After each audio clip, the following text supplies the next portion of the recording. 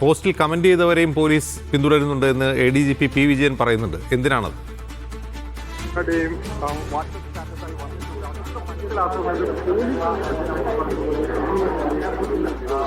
അർജുൻ ആങ്കി പറഞ്ഞതുപോലെ പോലീസിനെതിരെ അല്ലെങ്കിൽ ആഭ്യന്തര വകുപ്പിനെതിരെ ഏതെങ്കിലും രീതിയിലുള്ള അധിക്ഷേപിക്കുന്ന തരത്തിലുള്ള കമന്റുകൾ ഉണ്ടോ എന്നുള്ളതാണ്. അത്തരത്തിലുള്ള കമന്റുകൾ ഇട്ട് കഴിഞ്ഞാൽ അവർക്കെതിരെയും കർശനമായിട്ടുള്ള നടപടി ഉണ്ടാകും. ഈ പറഞ്ഞ വകുപ്പുകൾ അർജുൻ ആങ്കിക്കെതിരെ ചുമത്തിയ ചില വകുപ്പുകളൊക്കെ IT ആക്ട് പ്രകാരമുള്ള ചില വകുപ്പുകളൊക്കെ ഈ പറഞ്ഞ ആളുകൾക്കെതിരെയും ചുമത്തും. കാരണം അർജുൻ ആങ്കിക്ക് വേണ്ടിയിട്ടുള്ള പോലീസ് അന്വേഷണം തുടങ്ങിയത് മുതൽ പോലീസിനെ അപമാനിക്കുന്ന തരത്തിൽ, പോലീസിനെ അധിക്ഷേപിക്കുന്ന തരത്തിലുള്ള പല വിധത്തിലുള്ള പോസ്റ്റുകളും കമന്റുകളും ഒക്കെ വന്നിട്ടുണ്ടായിരുന്നു. അർജുൻ ആങ്കിയെ പിടികൂടാൻ കേരള പോലീസിന് ഒരിക്കലും സാധിക്കില്ല എന്ന തരത്തിലുള്ള പോസ്റ്റുകളായിരുന്നു. ചില പോസ്റ്റുകളിലും കമന്റുകളിലും പോലീസിനെ അസഭ്യം പറയുന്നതൊക്കെ കാണാൻ സാധിച്ചിട്ടുണ്ട്. അത്തരത്തിലുള്ള കമന്റുകൾ പരിശോധിച്ചാണ് പോലീസ് നടപടിയെടുക്കുക. ഇങ്ങനെ വലിയ രീതിയിലുള്ള ട്രോളുകളും വിമർശനങ്ങളും അസഭ്യങ്ങളും ഒക്കെ സമൂഹ മാധ്യമങ്ങളിൽ സജീവമായതോടുകൂടിയിട്ടാണ് അർജുൻ ആങ്കിയെ പിടികൂടുന്നത് അഭിമാനപ്രശ്നമായി കേരള പോലീസ് മാറ്റിയത്. പിന്നീട് ആഭ്യന്തരമന്ത്രി തന്നെ പറഞ്ഞു, ഇനി അർജുൻ ആങ്കിക്ക് എന്ത് സംഭവിക്കുമെന്ന് നമുക്ക് കണ്ടു തന്നെ അറിയണം എന്നുള്ളത്. പിടികൂടാനുള്ള എല്ലാ ഒരുക്കങ്ങളും നടത്താൻ വേണ്ടി പോലീസിന് പൂർണ്ണ സ്വാതന്ത്ര്യം കൊടുക്കുന്നു. അങ്ങനെ സംസ്ഥാനത്ത് ഉടനീളം വിവിധ പ്രത്യേക സംഘങ്ങളെ രൂപീകരിക്കുന്നു.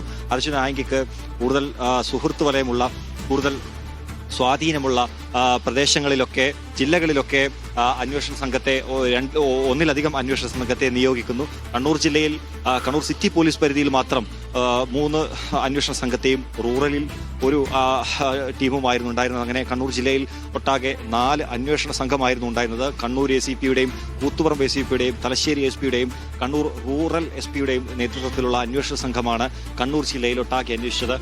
അഴീക്കോട് കപ്പക്കടവിലുള്ള അർജുൻ ആങ്കിയുടെ വീട്ടിലും അർജുൻ ആങ്കിയുടെ സുഹൃത്തുക്കളുടെ വീട്ടിലും, ഇയാൾ മുമ്പ് താമസിച്ച സ്ഥലങ്ങളിലും, അതുപോലെ സുഹൃത്തുക്കളുമായി ക്യാമ്പടിക്കുന്ന സ്ഥലങ്ങളിലും ഒക്കെയാണ് കൂടുതലായും പരിശോധിച്ചത്. അർജുൻ ആങ്കിയുമായി ബന്ധപ്പെട്ട കേസുകളിൽ, ഇയാൾ പ്രതിയായ കേസുകളിൽ കൂട്ടുപ്രതികളായിട്ടുള്ള ആളുകളെയും വിളിച്ചു വരുത്തി കരുതൽ തടങ്കലിൽ ഇരുത്തി ഇവരെ ചോദ്യം ചെയ്തു. മണിക്കൂറുകളോളം ആ ചോദ്യം ചെയ്യൽ നീണ്ടു. അർജുൻ ആങ്കിയുമായിട്ടുള്ള അവസാനം അവരുമായി ബന്ധപ്പെട്ടത് എപ്പോഴാണ്, എന്നാണ് അവസാനമായി കണ്ടത്, അങ്ങനെ പലതരത്തിലുള്ള ചോദ്യങ്ങൾ ചോദിച്ചു. അതിൽ ചില ആളുകളിൽ നിന്ന് ചില വിവരങ്ങൾ ലഭിച്ചു. സംശയമുള്ള ആളുകളെ അവിടെ സ്റ്റേഷനിൽ തന്നെ ഈ കരുതൽ തടങ്കലിൽ വെച്ചു. അതിനുശേഷം മറ്റുള്ള ആളുകളൊക്കെ വിട്ടയച്ചു. അങ്ങനെ കൂടുതൽ ചോദ്യം ചെയ്തതിന് ശേഷമാണ് അർജുൻ ആങ്കിയുടെ നീക്കങ്ങളൊക്കെ പോലീസിന് കിട്ടിയത്. ആദ്യഘട്ടത്തിൽ ഒരുപിടി പിന്നിലായിരുന്നു പോലീസ് ഉണ്ടായിരുന്നത്. പക്ഷേ കയ്യെത്താൻ ദൂരത്താണ് പലയിടങ്ങളിലും വെച്ച് അർജുൻ ആങ്കിയെ പോലീസിന് നഷ്ടപ്പെട്ടത്. പക്ഷേ ഇന്ന് കൃത്യമായി അർജുൻ ആങ്കിയെ പൂട്ടാൻ വേണ്ടി പോലീസിന് സാധിച്ചു. അത് ഉള്ള സ്ഥലം കൃത്യമായി മനസ്സിലാക്കി ജാമ്യം ലഭിക്കുമോ എന്നാണ് കാത്തിരുന്ന് കാണേണ്ടത്.